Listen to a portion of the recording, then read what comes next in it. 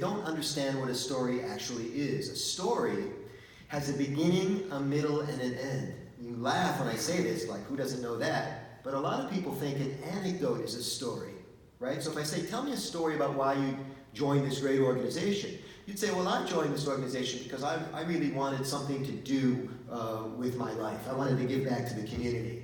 Is that a story? No, it's barely a sentence. You see? No beginning, middle, and end. It's just a statement. And the same thing with an anecdote. I did it because of this. That's not a story. So a story has a number of features to it that you want to keep in mind. Number one, a story is at least 2 minutes. Probably no more than 4 or 5 for the purposes of what we're trying to do here. The anecdote is a short phrase or a statement, but the story actually has some development to it. A story also has a roller coaster feel. When I say roller coaster, it has its ups and downs, right? A lot of our stories, for our purposes, are going to start high, not low. They could start low, like I was broke, I was poor, I was 300 pounds overweight, I was lost, right? And that's intriguing to some extent.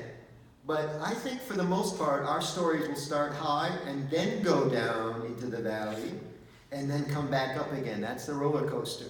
And for our purposes, our stories will always end on a high note.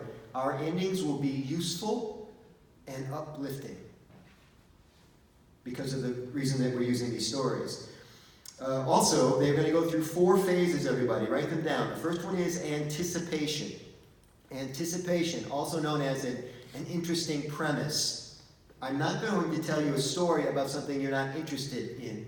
I do a lot of sales coaching, and I always tell salespeople, if they don't like golf, don't talk about golf, for God's sake. But I travel with salespeople, and they're talking to the prospect, and the guy goes, do you golf? And the guy goes, nope. Let me tell you a golf story. I just look at him like, what are you doing? You know, he's just told you he's not interested in it, and now you're going to force it on him. That is an uninteresting premise. You get me?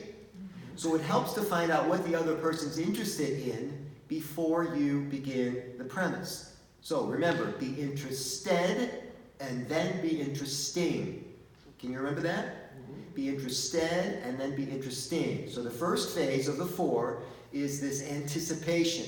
The second phase, it happens very quickly, is frustration. So what we have just now, we start with anticipation and we're already going down into the roller coaster, into the dive. Frustration. And the frustration is a form of conflict. Something's not right. Behavioral psychologists call it cognitive dissonance, or, that's when the trouble begins, right?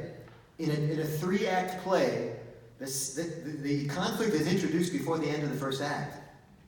Conflict is interesting because we want to solve it. We want the person to solve it. We want the storyteller to come out of this, right?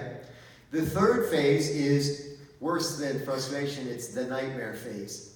So just about the time you think, the frustration is really bad, and then what happens? Ooh, the bottom falls out. They say bad things happen in 3s, and everybody's going, oh man, 2 bad things happened to me already this morning. And the third one is impending. And oh, there's the third one, and now it's down. And now you're really as low as you're going to go in that roller coaster ride of the story. And what do you think the 4th phase of the story is?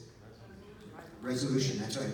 And we go back up to the top again, and we create that useful ending that everybody wants.